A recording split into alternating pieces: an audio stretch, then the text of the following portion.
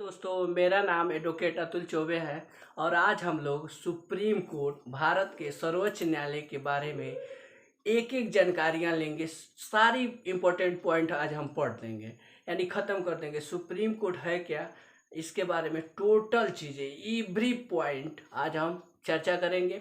आप लोग से एक रिक्वेस्ट है कि हमारे चैनल को सब्सक्राइब करें, लाइक करें। एक एडिज है कि ज़िंदगी को सफल बनाने के लिए बातों से नहीं, रातों से लड़ना पड़ता है दोस्तों।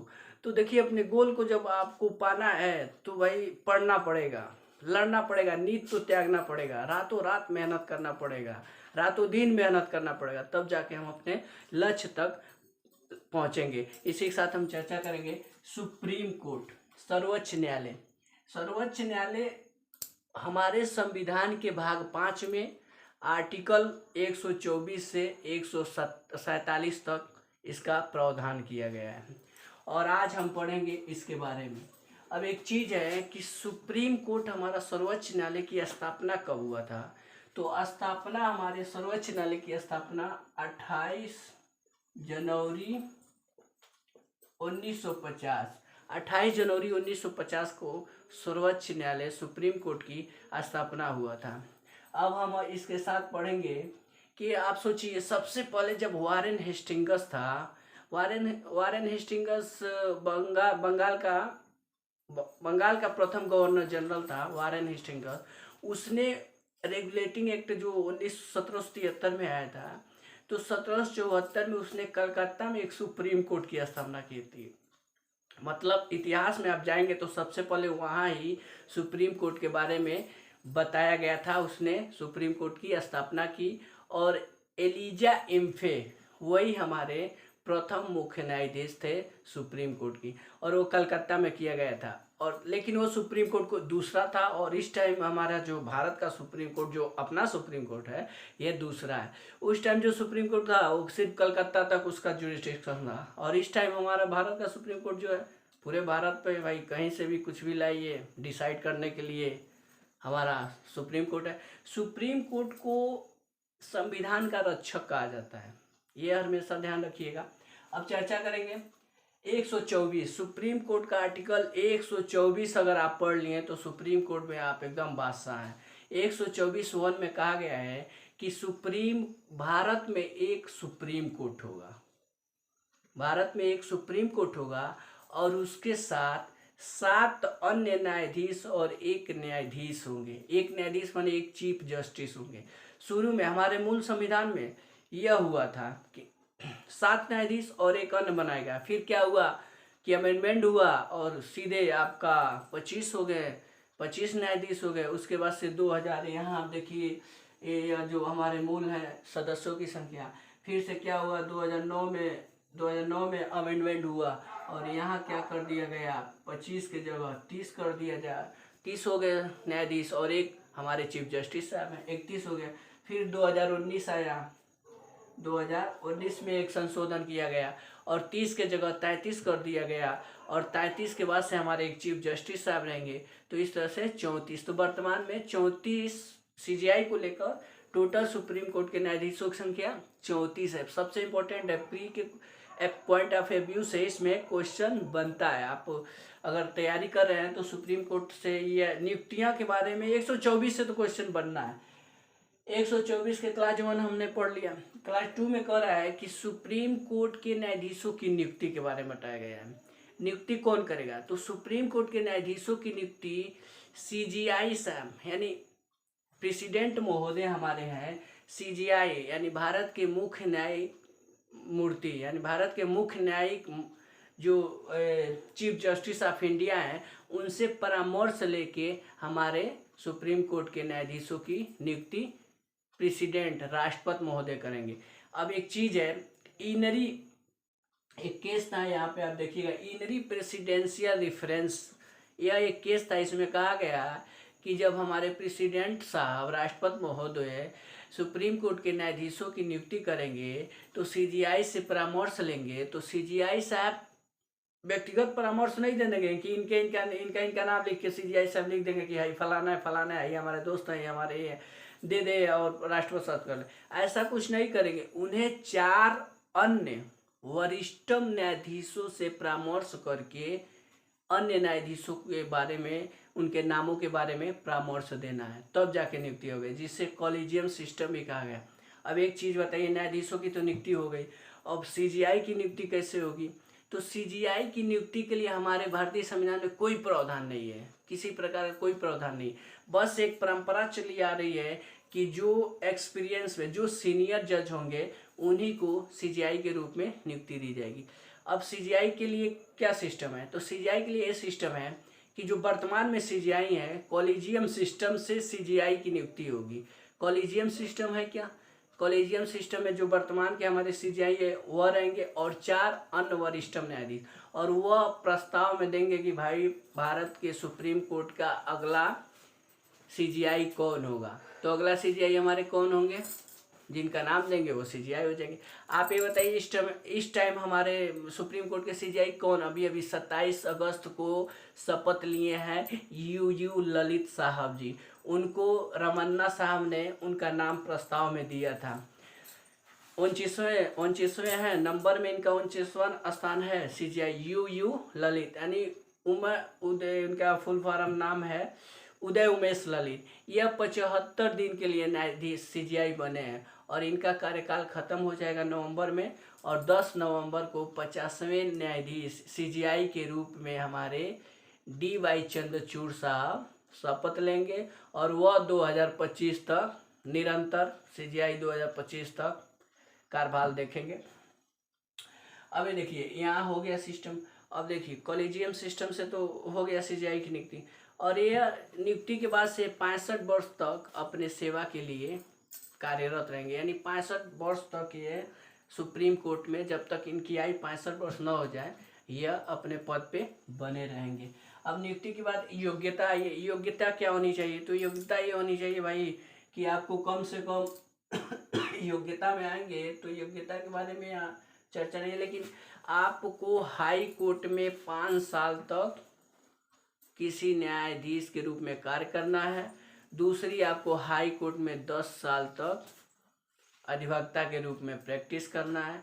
आप भारत के नागरिक होना चाहिए, और राष्ट्रपति की नज़र में परंपरागत विधिवेता, यानी ये 4 पॉइंटें आपकी योग्यता को साबित करती है। योग्यता, भारत का नागरिक, हाई कोर्ट में 5 वर्ष, ये चीज़ें अगर आपके पास है तो आप सुप्रीम कोर्ट के न्यायाधीश होने की योग्यता एबल माने जाएंगे, लायक हैं आप, यानी अब सुप्रीम कोर्ट में आपको न्यायाधीश बना दिया जाएगा, एकदम फैसला कीजिए जाके। अब हटाना, आप सोचिएगा, सुप्रीम कोर्ट के न्यायाधीशों की नियुक्ति के बाद उन्हें हटाना, महाभियोग प्रक्रिया के द्वारा उन्हें हटाया जाता है। अब ये सोचिए, सुप्रीम कोर्ट के न्यायाधीशों को हटाना बहुत मुश्किल प्रक्रिया है, इसलिए है कि इनको हटाने के लिए 2 चीज़ें आपको चाहिए। एक तो साबित कदाचार, साबित कदाचार का मतलब मान लीजिए संविधान का उल्लंघन कर रहे हो, और दूसरी पॉइंट असमर्थता, यानी अपने काम करने में वो असमर्थ हो किसी कारण, और शारीरिक मानसिक जो भी हो। ये 2 चीज़ें अगर आपको दिखे, आपको लगे, तो आप क्या करेंगे? लोकसभा में, अगर लोकसभा में आप प्रस्ताव लाएंगे हटाने के लिए तो 100 सदस्यों का समर्थन चाहिए। अगर राज्यसभा में प्रस्ताव लाएंगे तो 50 सदस्यों का समर्थन चाहिए। अब मान लीजिए आपने लोकसभा से 100 सदस्यों का तो समर्थन ले लिया, अब प्रस्ताव ला के रख दिया कि भाई अब तो इनको हटाएंगे, भाई प्रस्ताव 100 लोगों का मिल गया, तो लोकसभा के जो अध्यक्ष होंगे वह प्रस्ताव के बाद से एक समिति का गठन करेंगे, और समिति उसकी जांच करेगी, और जांच करने के बाद किस में? संसद में बहस होगा कि भाई न्यायाधीश साहब घूस लिए हैं, या गलत काम किए हैं, या ये उल्लंघन किए हैं हमारे संविधान का। लेकिन एक चीज़ ध्यान रखिएगा, संविधान में चर्चा होने से पहले 14 दिन पहले जिस भी न्यायाधीश के खिलाफ महाभियोग प्रस्ताव लाया गया है उनको नोटिस करना होगा आपको, ताकि वो आए और अपने बारे में बताए ना। आपने पढ़ा होगा ना, नेचर लॉ क्या कहता है? बिना सुने किसी को भी हम दोषी करार नहीं कर सकते, यानी दूसरे पक्ष को सुनना 14 दिन पहले। अब देखिए, अगर प्रस्ताव से सिद्ध हो जाता है कि सही में हुआ है, उसके बाद हमारे संसद में 2/3 बहुमत से उस प्रस्ताव को पास करेगी संसद। पास करती है तब हमारे राष्ट्रपति साहब न्यायाधीश साहब यानी हमारे जज साहब, न्यायाधीश जो भी हो, सुप्रीम कोर्ट के जो भी न्यायाधीश हो, उनको क्या करेंगे, पद से हटा देंगे। तो ये सिस्टम बहुत मतलब एक एक कठिन प्रक्रिया है, इतना इजी नहीं होता है। अच्छा, दीपक मिश्रा जी थे, उनके लिए राज्यसभा में लाया गया था ना प्रस्ताव, लेकिन राज्यसभा में खारिज हो गया। फिर से एक हमारे न्यायाधीश थे वाई बी रामास्वामी, कोई जस्टिस से हमारे, उनका नाम क्लियर नहीं पता है, लेकिन बी रामास्वामी के नाम से उनका भी लोकसभा में लाया गया था, लेकिन प्रस्ताव पारित नहीं हुआ। तो अभी तक लोकसभा राज्यसभा ऐसा कर भी नहीं पाई है कि किसी न्यायाधीश को उनके पद से महाभियोग लगा के हटा ले। ये प्रक्रिया इतना जटिल है कि आसान नहीं है, तो इस तरह से इनको हटाना मुश्किल है। अब एक चीज़ आप पॉइंटली पढ़िएगा, 124 एनजेक। अब देखिए हमारा जो इस समय गवर्नमेंट है बीजेपी की, नरेंद्र मोदी ने क्या किया, कहा कि अब कॉलेजियम सिस्टम से नई नियुक्ति होगी। उन्होंने एनजेक एक संस्था ला दिया और एनजेक में कह दिया कि अब सुप्रीम कोर्ट की सीजीआई की नियुक्ति में विधायिका भी रोल अदा करेगी। अब देखिए यहाँ पे हमारे नरेंद्र मोदी जो पीएम है इस टाइम थोड़ा सा तानाशाही करना चाहे कि भाई न्यायपालिका पर भी कंट्रोल किया जाए, लेकिन हमारा न्यायपालिका क्या है, संविधान की रक्षक है। उन्होंने कह दिया नहीं नहीं ये सब सिस्टम नहीं चली, न्यायपालिका के सीजीआई की नियुक्ति खाली कॉलेजियम सिस्टम से हुई और वही जो वरिष्ठम न्यायाधीश होंगे जो सीजीआई प्रेजेंट के वही परामर्श देंगे, विधायिका इसमें रोल नहीं हटाएगी। 99वां संविधान संशोधन द्वारा एनजेक लाया जाता है 2014 में और पीएम और 2015 में हमारा सुप्रीम कोर्ट इस एनजेक को अवैधानिक यानी असंवैधानिक करार देते हुए फिनिश कर देती है। कहती है नहीं भाई, सीजीआई की नियुक्ति हो या चाहे अन्य न्यायाधीशों की नियुक्ति हो सुप्रीम कोर्ट में, हमारे कॉलेजियम सिस्टम के जो सीजीआई साहब रहेंगे और 4 वरिष्ठम जो है उन्हीं की सलाह राष्ट्रपति मानने के लिए बाध्य है, उन्हीं के सलाह पे करेंगे। ये सब सिस्टम लगा दिया। तो यहाँ पे देखिए पीएम मोदी ने कोशिश किया भाई कि कंट्रोल करे थोड़ा, लेकिन नहीं कर पाए। तो न्यायपालिका हमारी सर्वोच्च है भाई, सबसे ऊपर है। इसमें एक केस था जिस केस के थ्रू इसको खत्म किया गया, वो केस था supreme court advocates on record बनाम भारत संघ। इसी केस में कह दिया गया है कि एनजेक जो संस्था लाई गई है वह सुप्रीम असंवैधानिक है। 125 पढ़ेंगे, आर्टिकल 125 में वेतन है। अब वेतन क्या है भाई, वेतन सुप्रीम कोर्ट के जो जज है उनकी वेतन, जो नॉर्मल जो सिर्फ जज है सीजीआई को छोड़ के बाकी जो हमारे 33 जज हैं उनकी वेतन 2,50,000 रुपये और सीजीआई साहब का 2,80,000। वेतन किस निधि से दिया जाता है, संचित निधि से, भारत की संचित निधि से इनका वेतन दिया जाता है। 26 में कहा गया है कि आर्टिकल 126 कहता है कार्यवाहक सीजीआई मतलब न्यायाधीश, अगर मान लीजिए हमारे सीजीआई किसी कारण छुट्टी पे चले गए, असमर्थ हो गए, बीमार पड़ गए, उनके घर शादी ही पड़ गई, चल गए थोड़ा भाई एक हफ्ता खाती हम जाता नहीं आए, सोच को क्या है मतलब अपना काम करके आएंगे, तो उनके बीच में जो पद उनका देखने वाला है उसी को कार्यवाहक न्यायाधीश कहते हैं और उसकी नियुक्ति किसी भी न्यायाधीश को राष्ट्रपति कार्यवाहक न्यायाधीश बना सकता है।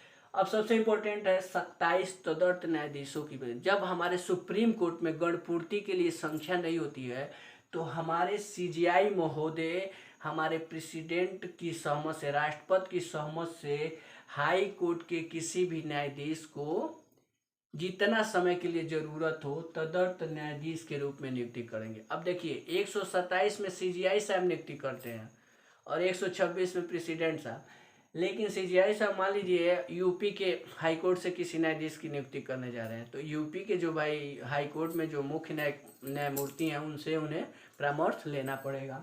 128 सेवानिवृत्ति, गणपूर्ति के लिए मान लीजिए जो अपने कार्य से अपना सेवानिवृत्त हो चुके हैं यानी अपने 65 वर्ष की आयु पूरी कर चुके हैं, अपने कार्यकाल को समाप्त कर चुके हैं, उन न्यायाधीशों की भी नियुक्ति हमारे सीजीआई साहब राष्ट्रपति साहब की सहमत से कर सकते हैं सुप्रीम कोर्ट में। 129 अब पढ़िएगा भाई, 129 बहुत इंपॉर्टेंट है। अभिलेख न्यायालय यानी सुप्रीम कोर्ट कोई भी फैसला देती है किसी वाद पे, डिग्री के विरुद्ध वाद, आदेश, अन्य कार्रवाइयों में कोई भी फैसला देती है सुप्रीम कोर्ट तो वह एक रिकॉर्ड के रूप में दर्ज हो जाता है, यानी उस फैसले के फॉलो में ही, निर्देश में ही अन्य जैसे हाई कोर्ट हो या अन्य अधीनस्थ न्यायालय फैसला देगी। मान लीजिए 129 में सुप्रीम कोर्ट ने कोई क्राइम हुआ, कोई अपराध हुआ, और अपराध चोरी का हो, डकैती का हो, मान लीजिए चोरी डकैती एक साथ हुआ हो, और नहीं, चोरी डकैती एक साथ कैसे हो सकती है भाई, जब संख्या का अंतर होता है। कोई भी चोरी, नॉर्मल मान लीजिए चोरी हुआ है और सुप्रीम कोर्ट में अपील में चला गया, और सुप्रीम कोर्ट ने मान लीजिए चोरी के लिए 3 साल की सजा है ना, और सुप्रीम कोर्ट ने किसी कारणवश 2 साल के लिए दे दिया कि ये पॉइंट रहेगा तो चोरी में आपको 2 साल के लिए दिया। तो अब जब भी ऐसा सिचुएशन आएगा तो अधीनस्थ न्यायालय हो या हाई कोर्ट, वह उसी निर्देश के थ्रू, यानी उसी शर्तों का पालन करते हुए 2 साल के लिए सजा दी है तो 2 ही साल के लिए देगी। ये नहीं कि 3 साल है तो 3 साल देगी। अगर ऐसा करता है कोई भी न्यायालय, हाई कोर्ट हो, अधीनस्थ न्यायालय, तो कोर्ट ऑफ कंटेम्प्ट माना जाएगा। तो यहाँ पे देखिए, सुप्रीम कोर्ट यहाँ पे अपने भी निर्णय से यहाँ बाध्य हो जाता है। सुप्रीम कोर्ट डिसाइड कर दिया भाई कि चोरी के लिए 3 साल नॉर्मल है, लेकिन अब 2 साल से अधिक नहीं दिया जाएगा, तो यहाँ 2 ही साल दिया जाएगा। तो ये 129 अभिलेख न्यायालय इसे पावर देता है कि ये हमारा सुप्रीम कोर्ट अभिलेख न्यायालय है। और ये देखिए, किसी भी एग्जाम में 129 से क्वेश्चन एकदम श्योर है बनना है। और अभी आप हाई कोर्ट में जाएंगे तो 215 आर्टिकल, यही बात 215 आर्टिकल हाई कोर्ट में उल्लेख किया गया। अब 130 आर्टिकल 130 का कहता है स्थान, हमारे सुप्रीम कोर्ट इस समय कहाँ है, दिल्ली में है, लेकिन CJI साहब राष्ट्रपति की सहमत से सुप्रीम कोर्ट का स्थान अन्य जगह भी रख सकते हैं। अन्य जगह मतलब बम्बई भी कर सकते हैं, महाराष्ट्र, बेंगलुरु कर सकते हैं, हमारे उत्तर प्रदेश में भी ला सकते हैं। तो ये सब चीज़ें 131 पढ़िएगा। प्रारंभिक अधिकारिता सबसे इम्पोर्टेंट है, सुप्रीम कोर्ट की ये प्रारंभिक अधिकारिता की बात करता है। और इसमें कहा गया है जब 2 राज्यों के बीच में कोई विवाद हो तो आप सीधे सुप्रीम कोर्ट में जाइए। जब केंद्र सरकार और राज्य सरकार में विवाद हो तो आप सीधे सुप्रीम कोर्ट जाइए। अगर आपको केंद्र सरकार प्लस राज्य सरकार और अन्य 2 राज्य सरकारों में विवाद हो तो आप कहाँ जाएंगे, सीधे आप सुप्रीम कोर्ट में जाएंगे, और सुप्रीम कोर्ट इन सब मामलों की सुनवाई करेगा। 132 अपीलीय अधिकारिता, 132 में अपीलीय अधिकारिता। अब 132 पार्ट 2 है, 132 में सिर्फ दिया अपीलीय अधिकारिता। और 133 आर्टिकल 133 का है सिविल मामला, यानी दीवानी मामले में आपके खिलाफ मान लीजिए कोई आदेश हो गया, कोई डिग्री पारित हो गई, कोई निर्णय हो गया, तो आप 133 सिविल मामले में सीधे 133 में वह होगा, तो आप 132 के थ्रू सुप्रीम कोर्ट में अपील करेंगे। 134 क्रिमिनल मामले में मान लीजिए आपके दोषसिद्धि किया गया, दोषमुक्त किया गया, आप पे जुर्माना लगाया गया, अन्य कोई निर्णय आदेश आता है क्रिमिनल मैटर में, तो 134 क्रिमिनल का प्रावधान है। तो 134 क्रिमिनल में तो आ गया भाई कि एक खिलाफ आपके हुआ, तो आपको अपील करना है तो 132 आर्टिकल का प्रयोग करके सुप्रीम कोर्ट में जाएंगे। यानी अपीली अधिकारिता, सुप्रीम कोर्ट को जो अपीली अधिकारिता है 132 में है, और आपको सिविल में जाना है तो 133 का प्रयोग करिए, क्रिमिनल में जाना है तो 134 का प्रयोग करिए। अब मान लीजिए हाई कोर्ट कई बार कह देता है कि हमारे बस की बात नहीं है, आप सुप्रीम कोर्ट में जाइए, क्योंकि इसमें विधि का कोई सर्वान प्रश्न है जो सुप्रीम कोर्ट ही डिसाइड कर सकती है, अन्य कोई भी कोर्ट नहीं डिसाइड करती। तो वहाँ पे 134 को में वह एक प्रमाण पत्र देता है कि भाई ये प्रमाण पत्र लेके जाइए, प्रमाण पत्र जब तक मिलेगा नहीं भाई सुप्रीम कोर्ट मानेगी नहीं, तो उसमें आप जाके अपील कर सकते हैं। अब पढ़िएगा 136 अधीनस्थ न्यायालय कोई आदेश दे दे, डिग्री दे दे, निर्णय दे दे, फैसला कर दे आपके खिलाफ, तो सुप्रीम कोर्ट उसके खिलाफ, उस आदेश, निर्णय, डिग्री के खिलाफ विशेष इजाज़त आपको दे सकती है अपील के लिए, कि आप अपील के लिए विशेष इजाज़त का पावर दे सकती है कि आप इन आदेशों, निर्णय के बारे में विशेष अपील कर सकते हैं। तो आर्टिकल 136 सुप्रीम कोर्ट विशेष अपील से संबंधित है, ध्यान रखिएगा। 137 और 113 नहीं, 137 आर्टिकल और 13, ये देखिए ये सबसे इम्पोर्टेंट है। मतलब ये ऐसा आर्टिकल है कि फैसला के बाद भी इसका प्रयोग किया जाता है। अब सोचिए कैसे। 137 सुप्रीम कोर्ट को पुनर्विलोकन का पावर देती है। सुप्रीम कोर्ट मान लीजिए किसी वाद पे, किसी केस में फैसला सुना दिया कि भाई फैसला सुना दिया कि ये चीज़ें हैं, लेकिन फैसला सुनाने के बाद सुप्रीम कोर्ट को लगता है कि नहीं, फैसले में किसी प्रकार की कोई त्रुटि है, तो सीधे क्या करेगा, 137 आर्टिकल का प्रयोग करेगा और पूरा फैसला का फिर से जांच पड़ताल करेगा, भाई कहाँ छूट गई, कौन पॉइंट गलत हो गई, है हो गई। माने जितना पॉइंट गलत हो के हटाएगा, फिर से नया एक फैसला दे देगा। तो 137 का मतलब आप समझ गए। आर्टिकल 13 में क्या है कि इसमें सुप्रीम कोर्ट भी कर सकता है और हाई कोर्ट भी कर सकता है पुनर्विलोकन। अब 13 में कोई विधि बन गया, विधि संविधान के अनुकूल नहीं है, तो पुनर्विलोकन करेगा ना हमारा सुप्रीम कोर्ट, और 13 के थ्रू तब वो करेगा। अपना फैसला करना है तो 137 में करेगा, अन्य विधि के बारे में करना है 13 में करेगा। और 13 में हाई कोर्ट भी पुनर्विलोकन, यानी हाई कोर्ट को भी पुनर्विलोकन का पावर आर्टिकल 13 में है। ये भी बहुत इंपॉर्टेंट चीज़ है। 138 संसद वृद्धि। अब आर्टिकल 138 कहती है कि भाई हमारा जो दिल्ली में संसद है वो सुप्रीम कोर्ट के अधिकार क्षेत्र को वृद्धि बनाए, यानी उसको बढ़ा सकता है कि आप में इतने न्यायाधीश होंगे, आपका क्षेत्र यहाँ तक होगा, आप ये शक्ति और प्रयोग कर सकते हैं। तो देखिए सुप्रीम कोर्ट को क्षेत्र को बढ़ा, सुप्रीम कोर्ट के क्षेत्र को बढ़ाना तो संसद का काम है। संसद 100 अभी आप पढ़ेंगे 39 में रीट। संसद हमारा सुप्रीम कोर्ट रीट 5 रीटें क्या करता है, जारी कर सकता है। किसके खिलाफ? फंडामेंटल राइट, यानी 32 में 32 आर्टिकल 32 के अनुसार हमारा सुप्रीम कोर्ट हमारे फंडामेंटल राइट्स को बचाने के लिए 5 प्रकार के रीटों का प्रयोग करता है, ताकि हमारा मौलिक अधिकार सेफ रहे और हम अपने स्वतंत्रता पूर्वक जीवन को सही तरीके से और गरिमा में पूर्ण तरीके से जी पाए। लेकिन यहाँ पे 139 संसद चाहेगी तो सुप्रीम कोर्ट को 139 में ये भी पावर दे सकती है कि सुप्रीम कोर्ट फंडामेंटल राइट के अलावा किसी अन्य अधिकार के लिए भी रीट जारी कर सकता है। तो देख लीजिए संसद का भी बहुत बड़ा रोल है, और संसद तो चाहती नहीं है कि भाई सुप्रीम कोर्ट मजबूत हो, चाहती तो और कुछ नहीं करती, वैकेंसी बढ़ाती और इसमें और जजों की नियुक्ति करे। लेकिन संसद को दिक्कत है भाई कि जज बढ़ेंगे तो हम ही को बुलाएंगे, हम ही को बुलाएंगे, का विधि बना दे, ऐसे ऐसे विधि बना दिए तुम लोग, दिक्कत हो रहा है।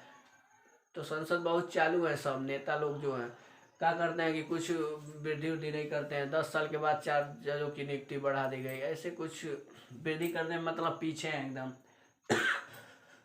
139 से ये 139 ये है जो 42वें संविधान संशोधन द्वारा जोड़ा गया था। इसमें क्या करता है, सुप्रीम कोर्ट अगर हाई कोर्ट, मान लीजिए पटना हाई कोर्ट में कोई मैटर चल रहा है और सुप्रीम कोर्ट को अचानक सूचना मिलता है भाई कि यहाँ पक्षपात किया जा रहा है, तो वो पटना हाई कोर्ट से सीधे क्या करेगा, यूपी के हाई कोर्ट में भेज सकता है। तो ट्रांसफर करने वाला सिस्टम यहाँ पर। अच्छा 139A में सुप्रीम कोर्ट मैटर को ट्रांसफर करती है। CRPC के किस सेक्शन में बताया गया है कि सुप्रीम कोर्ट एक हाई कोर्ट से दूसरे हाई कोर्ट में मामला ट्रांसफर करेगी? बताइए, आप लोग सोच के बताइएगा। 407 जब जाके पढ़ेंगे CRPC की सेक्शन 407, वो 7 ही है, 5 7 नहीं, ये 6 होगा, क्योंकि 405, हाँ 406 है, आप पढ़िएगा। CRPC की सेक्शन 406, 7, 8 इन सब चीज़ों में बताया गया, लेकिन 6 में है। अब देखिए यहाँ 145 हम आर्टिकल पढ़ेंगे। एक चीज़ बताइए, जब बेंच सुप्रीम कोर्ट की बेंच बैठती है तो आर्टिकल 145 के क्लास 2 में बताया गया है कि 5 सदस्य मिनिमम होने चाहिए। और ये प्री में हमेशा पूछता है कि बेंच, जब सुप्रीम कोर्ट का बेंच हो और विधि की पॉइंट पर व्याख्या करना है, सुप्रीम कोर्ट को किसी विधि के पॉइंट पर व्याख्या करना हो तो बेंच में कितने सदस्य होंगे? तो 5 सदस्य होंगे। यह PCSJ का क्वेश्चन था, बिहार में पूछा था, तो ये बहुत इंपॉर्टेंट आर्टिकल है। अब एक चीज़ अब पढ़िएगा, सबसे सुप्रीम कोर्ट का सबसे पावरफुल चीज़ है वो हम पढ़ेंगे 141 पूर्ण निर्णय। 141 में पूर्ण निर्णय का मतलब ये है कि सुप्रीम कोर्ट अपने भी निर्णय से बाध्य नहीं होगी। सुप्रीम कोर्ट किसी अन्य न्यायालय से तो बाध्य नहीं रहेगी, अपने दिए हुए निर्णय से भी बाध्य नहीं होगी। और इसमें एक केस था, बंगाल इम्यूनिटी कंपनी लिमिटेड बनाम भारत संघ। इसमें कहा गया कि 141 के अकॉर्डिंग सुप्रीम कोर्ट अपने निर्णय से भी बाध्य नहीं है, यानी वो अपने निर्णय देती है तो वह अपने निर्णय के खिलाफ भी निर्णय दे सकती है, उससे वह बाध्य नहीं होगी। लेकिन 129 में अभिलेख न्यायालय बताया गया, उस 129 का 141 अपवाद के रूप में भी आप देख सकते हैं। 142 कहता है दोषहारी याचिका। ऐसा अब बताइए, कई लोग पूछते हैं कि सुप्रीम कोर्ट का इनहेरेंट पावर क्या है? हाई कोर्ट का इनहेरेंट पावर क्रिमिनल में 482 CRPC है। सुप्रीम कोर्ट का इनहेरेंट पावर क्या है? तो 142 सुप्रीम कोर्ट को इतना शक्ति दे देता है कि मतलब सब चीज़ कर सकती है। सुप्रीम कोर्ट हर एक काम कर सकती है 142 में। जो सारी एज का ये जो 142 है, अभी हमारा निर्णय आया था अयोध्या मामले पे 142 का प्रयोग सबसे ज़्यादा किया गया था। दो सारी याचिका का मतलब ये हुआ कि सुप्रीम कोर्ट आप फैसला कर दी कि किसी केस में फैसला कर दी और उसमें सुप्रीम कोर्ट को लगता है त्रुटि है, तो 137 में क्या 137 में पुनर्विलोकन करती है त्रुटि को हटाने के लिए।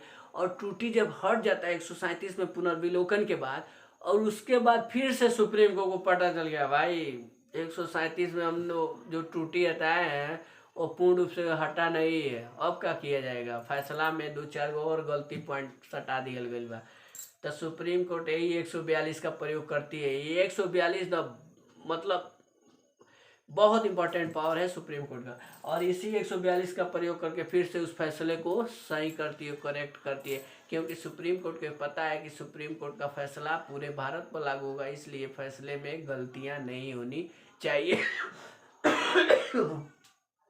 143 परामर्श शक्ति, कितना टाइम हुआ? 143 में परामर्श रहेगा, यानी राष्ट्रपति महोदय अगर उन्हें किसी वाद बिंदु पर यानी विधि के प्रश्न पर कोई विवाद मैटर हो जहाँ राष्ट्रपति साहब का दिमाग काम नहीं कर रहा है, मंत्रिपरिषद भी कुछ नहीं कर पा रही है, तो सीधे सुप्रीम कोर्ट से कहे, सुप्रीम कोर्ट से सलाह मांगेंगे। अब सुप्रीम कोर्ट हमारा सलाह देने के लिए बाध्य नहीं है, हटा भी सकती है, कहेगी हमारे बस की बात नहीं है, आप देखिए आपका मैटर हम देंगे नहीं देंगे, ये सुप्रीम कोर्ट डिसाइड करेगी। और राष्ट्रपति फैसला परामर्श को मानने के लिए बाध्य नहीं है, तो दोनों लोग यहाँ बाध्य नहीं है। एक चीज़ है, दिल्ली लॉज एक्ट में सुप्रीम कोर्ट ने इसका प्रयोग किया था 143 आर्टिकल का। फिर से इनरी बेरोजगारी का केस आप जो पढ़ेंगे इसमें भी 143 का प्रयोग हुआ था। स्पेशल विधायक एक्ट में भी 143 का प्रयोग हुआ था। सीमा शुल्क में भी 143 का प्रयोग हुआ था। अब देखिए अयोध्या मामला में जो हमारा टेम्पल राम जी का जो मंदिर बन रहा है, अयोध्या बाबरी मस्जिद के केस जो था चल रहा था, उससे पहले राष्ट्रपति महोदय ने एक बार सुप्रीम कोर्ट से परामर्श इस मुद्दे पे परामर्श मांगे थे, तो हमारे सुप्रीम कोर्ट ने इनकार कर दिया था परामर्श देने से। तो ये चीज़ें हैं।